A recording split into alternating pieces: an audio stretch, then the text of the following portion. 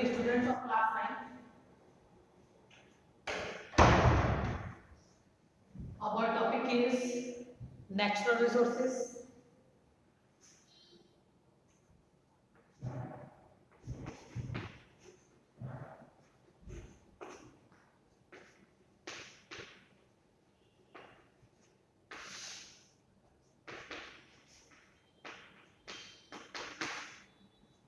Hello dear students of class 9th. Our topic is natural resources.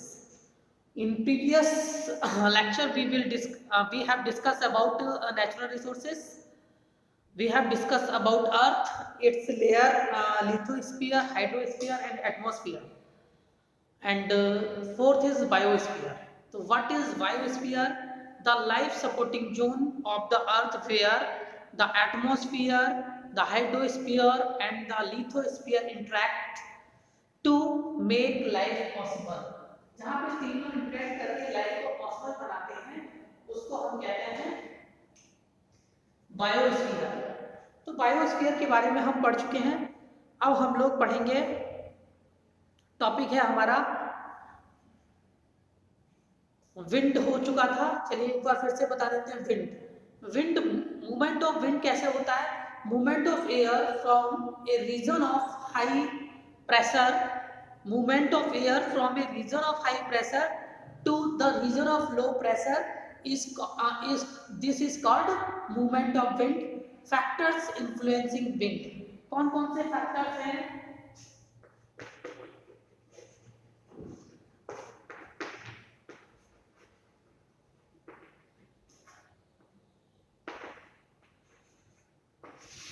वो कौन कौन से फैक्टर्स हैं जो विंड के मूवमेंट को प्रभावित करते हैं? सबसे पहला है रोटेशन ऑफ अर्थ।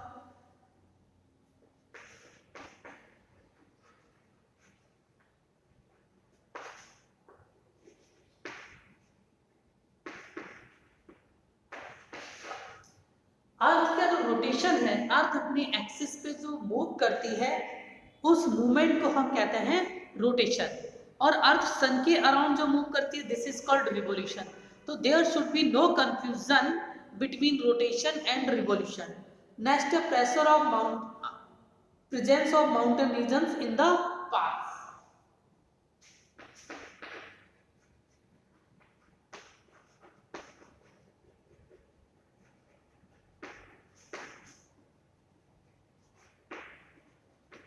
दो फैक्टर्स हैं जिनकी वजह से जो विंड से इनका मूवमेंट प्रभावित होता है। First is rotation of earth के रोटेशन से विंड का मूवमेंट डिसाइड होता है, और प्रेजेंस ऑफ माउंटेन रीजन्स। अगर पाथ में, रास्ते में जो विंड मूव कर रही है उसके रास्ते में अगर माउंटेन रीजन्स आते हैं तो उसका जो रास्ता पाथ है वो प्रभावित होता है।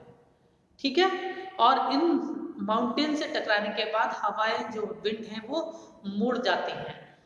हमारे भारत में भी इन्हीं विंड के द्वारा जो रेन बारिश होती है या जो शीतलहर आती है, सर्दियों की शुरुआत होती है, वो इन्हीं हवाओं के द्वारा होती है। अब हम लोग एयर पॉल्यूशन के बारे में भी पढ़ चुके थे। तो what is air pollution? Contamination of air is called air pollution. Means जो एयर है जब उसमें अनवांटेड सब्सटेंसेस आ जाते हैं तब हम उसको कहते हैं एयर पॉल्यूशन। अब कौन कौन से अनवांटेड सब्सटेंस है? जैसे carbon dioxide, carbon monoxide, dust particles, these are the pollutants. तो substances that cause air pollution are called pollutants. तो air pollution,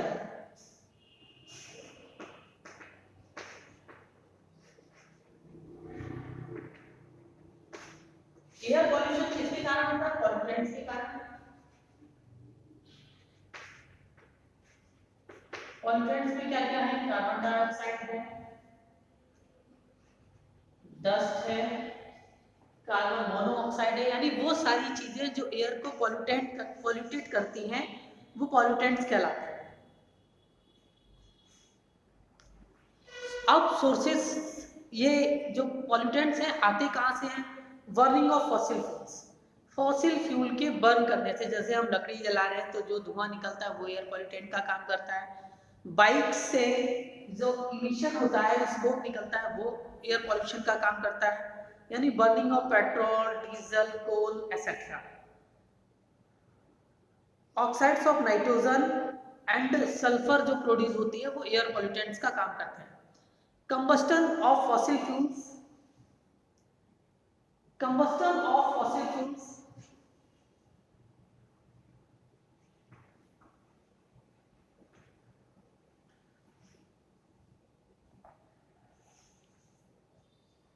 increases amount of suspended particles in air. जो fuels, fossil fuels के combustion से जो suspended particles हैं वो बढ़ जाते हैं। इफेक्ट्स क्या होता है एयर पोल्यूशन का? लोअर विजिबिलिटी, जैसा कि हम अभी सर्दियों में देखेंगे घना कोहरा रहेगा, विजिबिलिटी जो है वो कम हो जाती है और ये एक्सीडेंट्स और दुर्घटनाओं का कारण बनते हैं। Cold weather, cold smog, allergies होती हैं इससे, कैंसर एंड हार्ट डिजीजेस इससे कॉज होती हैं। अब हम बात करते हैं रेन की, बारिश की। तो condense moisture of the atmosphere, condensed moisture of the atmosphere, air में जो एटमॉस्फेयर है उसमें एयर पाई जाती है और उस एयर में वाटर वेपर होती है। जब ये वाटर वेपर कंडेंस होती है, कंडेंसेशन एक प्रोसेस होती है जिसमें वाटर वेपर वाटर ड्रॉपलेट्स में चेंज होता है, तो condense moisture of the atmosphere filing visibility in separated drops, ये सेपरेटेड ड्रॉप्स के रूप में, पानी के रूप में जब आता है अर्थ पे तो दिस इज कॉल्ड रेन। तब इस नेचुरल फिनोमेना को हम रेन कहते हैं। Factors influencing rain patterns, wind pattern. Rain pattern को क्या प्रभावित करता है? रेन पैटर्न को प्रभावित करता है विंड का पैटर्न। अब वाटर की हम बात करते हैं तो सोर्सेस क्या है? Exist in the form of water vapour in atmosphere. जो वाटर है एटमॉस्फेयर में वो वाटर वेपर के रूप में पाया जाता है। मींस जो एटमॉस्फेयर में जो वाटर प्रेजेंट है in the form of water vapour, ये एक पूरा वाटर साइकिल होती है। अर्थ की हीट की वजह से ये वाटर वेपर में चेंज होता है और एटमॉस्फेयर में चला जाता है, और एटमॉस्फेयर में ये कंडेंस होता है और वाटर ड्रॉपलेट्स में चेंज होता है वापस in the form of rain, ये अर्थ पे आ जाता है। This continuous movement of water from earth to atmosphere and atmosphere to come back earth, this is called water cycle. So this cyclic movement of water from earth to atmosphere and atmosphere to earth is called water cycle. On the surface found in seas and ocean, अगर हम अर्थ की surface पे बात करते हैं तो ये water seize में पाया जाता है, ओशियंस में पाया जाता है। Fresh water found frozen in ice caps at poles and snow covered mountains। जो फ्रेश वाटर है, जो वाटर प्योरेस्ट फॉर्म है वाटर की, वो रेन है। रेन वाटर जो है वो प्योरेस्ट वाटर होता है और यही रेन वाटर माउंटेन्स पे आइस कैप्स के रूप में, आइस कैप्स पे ये आइस के रूप में जब इकट्ठा हो जाता है और ये आइस जब मेल्ट होती है तो यही नदियों का पानी हमें मिलता है और ये एक अच्छा फॉर्म है पानी का, प्योर फॉर्म है। Underground water and in rivers, lakes and pond, और ये वाटर कहाँ मिलता है? अंडरग्राउंड जमीन में पाया जाता है, रिवर्स, लेक्स और पॉन्ड में पाया जाता है। इंपॉर्टेंस क्या है हमारे लिए वाटर का? Water is very important for us. Without water हम, विदाउट फूड तो हम कई दिनों तक, इवन महीने तक रह सकते हैं, लेकिन without water we can't survive for many days. All cellular presence take place in water medium.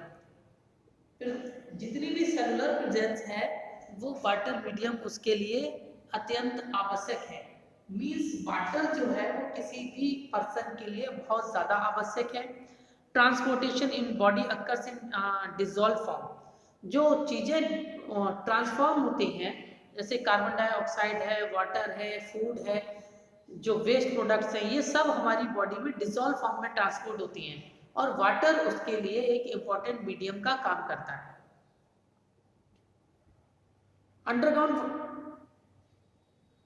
Terrestrial life forms require water to get rid of high amounts of dissolve salt.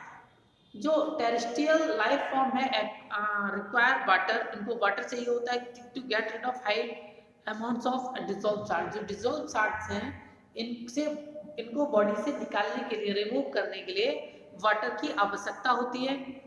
Availability of water decides diversity of life in area. पानी की presence से ये decide होता है कि इस area की जो लाइफ फॉर्म है वो कैसी होगी। जैसे अगर हम बात करते हैं डेजर्ट में, तो इन डेजर्ट्स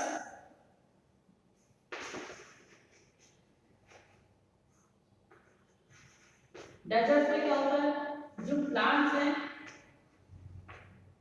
उनमें मॉडिफिकेशन पाया जाता है, जो लीफ है वो स्पाइन मॉडिफाइड हो जाती है स्पाइन्स में टू रिड्यूस वाटर लॉस। और जो एनिमल्स वगैरह है यहाँ पे कुछ एडेप्टिव फीचर पाए जाते हैं। फॉर एग्जांपल कैमल, अगर हम कैमल की बात करें तो कैमल में जो इसकी स्किन है वो रफ होती है, ठीक होती है, सो दैट वो वाटर लॉस कम करे। और इसमें हम पाए जाते हैं इस कैमल की बैक पे जो वाटर उनको स्टोर कर लेता है। तो अलग अलग जगह पे जो वाटर की अवेलेबिलिटी के आधार पर वहां पे उसी प्रकार के प्लांट्स और एनिमल्स पाए जाते हैं। अब हम बात करते हैं वाटर पॉल्यूशन की। तो pollution means contamination of water is called water pollution. तो एनी फिजिकल, केमिकल और biological change in the quality of water, water की क्वालिटी में किसी भी प्रकार का फिजिकल, बायोलॉजिकल या केमिकल चेंज लाना of that makes it unsuitable for use, जिससे कि हम इसका यूज ना कर पाए या हमारे लिए अनफिट हो जाए, and affects the living organisms adversely, और साथ ही साथ ये लिविंग ऑर्गेनिम्स को दुष्प्रभावित करे। इस कंडीशन को कहते हैं वाटर पॉल्यूशन। तो सोर्सेस क्या हैं? Fertiliser and pesticides that we apply in the field run off into the water, ये पानी में घुल के वाटर बॉडीज में आ जाते हैं। Sewage from towns and cities, जो सीवेज है टाउन्स एंड सिटी से वो भी नदियों में गिरता है, वो वाटर को पॉल्यूटेट करता है। वेस्ट फ्रॉम फैक्ट्रीज, फैक्ट्री से जो वेस्ट है वो भी वाटर को पॉल्यूटेट करता है। And release of hot water from industries into water bodies, जो हॉट वाटर है जो इंडस्ट्री से रिलीज होता है वाटर बॉडीज में, वो वाटर को लॉस करता है, हार्म करता है। Release of water in reverse from dams, जो रिवर का पानी है डैम्स में डालना, इससे भी वाटर पॉल्यूशन होता है। अब हम बात करते हैं सॉइल की। इसी प्रकार सॉइल भी एक इम्पोर्टेंट फैक्टर है। Weathered layer of the earth crust with living organism and other products of decay intermingled. Soil में क्या होता है? सॉइल जो है बेदरिंग ऑफ रॉक्स से, जब रॉक्स में बेदरिंग होती है तो सॉइल का फॉर्मेशन होता है।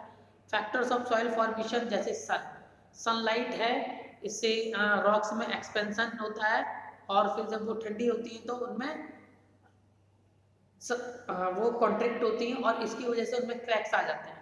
फिर इन क्रैक्स में वाटर वगैरह जाता है और ऑर्गेनिक केमिकल रिएक्शंस होती हैं और ये फर्दर और पार्ट में ब्रेक हो जाती हैं और इस प्रकार से सॉइल का फॉर्मेशन होता है।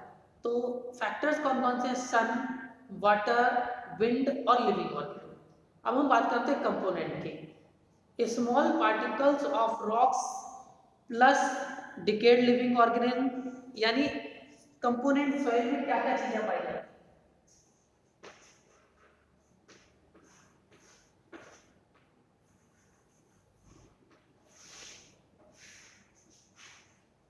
तो अब हम बात करते हैं सॉइल की। ठीक है, सॉइल में पाया जाता है स्मॉल पार्टिकल्स ऑफ रॉक, यानी rock particles.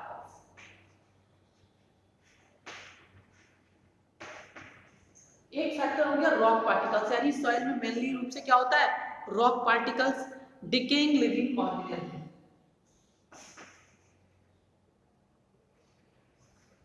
Decaying living, decaying मतलब सड़ रहे हुए ऑर्गेनिज्म, जैसे प्लांट लीव्स हो गए, एनिमल हो गए।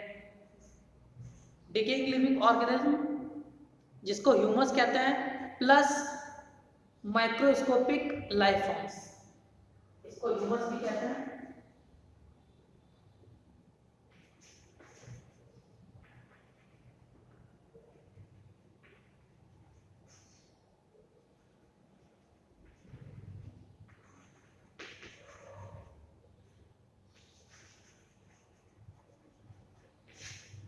यानी rock particles plus decaying living organism जिसको ह्यूमस कहते हैं, इसमें प्लांट्स और एनिमल्स कोई भी हो सकता है।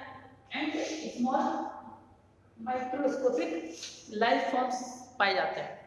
Factor deciding plant growth in soil, वो कौन कौन से फैक्टर्स हैं जो डिसाइड करते हैं प्लांट की ग्रोथ को? उनमें आता है न्यूट्रिएंट कंटेंट, कौन कौन से न्यूट्रिएंट पाए जा रहे हैं सॉइल में, अमाउंट ऑफ ह्यूमस, कितना अमाउंट ह्यूमस पाया जा रहा है सॉइल में, और डेप्थ ऑफ सॉइल, और सॉइल की डेप्थ क्या है। उसके बाद सॉइल पॉल्यूशन, सॉइल में पॉलीथीन वगैरह, ये जो पेस्टिसाइड इंसेक्टिसाइड की जब कंसंट्रेशन बढ़ जाती है, कंटेमिनेशन ज़्यादा हो जाता है, तो उसको हम कहते हैं सॉइल पॉल्यूशन। नेक्स्ट वीडियो में हम लोग डिस्कस करेंगे green house effect, ozone depletion और सम साइकिल्स। Thank you.